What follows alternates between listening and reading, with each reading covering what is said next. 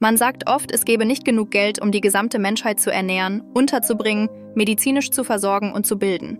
In Wirklichkeit wären dafür etwa 17 Milliarden Dollar pro Jahr nötig. Das klingt enorm, aber es ist genau die Summe, die die Welt in nur 14 Tagen für Waffen ausgibt. Früher in China wurden Ärzte nur bezahlt, wenn ihre Patienten gesund blieben. Ihre Aufgabe war es, Krankheiten vorzubeugen, nicht daraus Profit zu schlagen. Stell dir vor, es wäre heute noch so.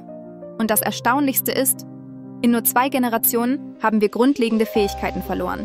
Unsere Nahrung selbst anzubauen, Kleidung zu nähen, mit Pflanzen zu heilen, ein Haus zu bauen.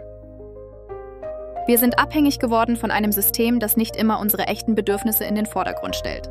Die Frage ist, machen wir so weiter oder nehmen wir unser Leben wieder selbst in die Hand? Wir alle haben die Wahl, geblendet zu bleiben von dem, was man uns vorsetzt, um uns abzulenken. Oder endlich die Augen zu öffnen für die Realität.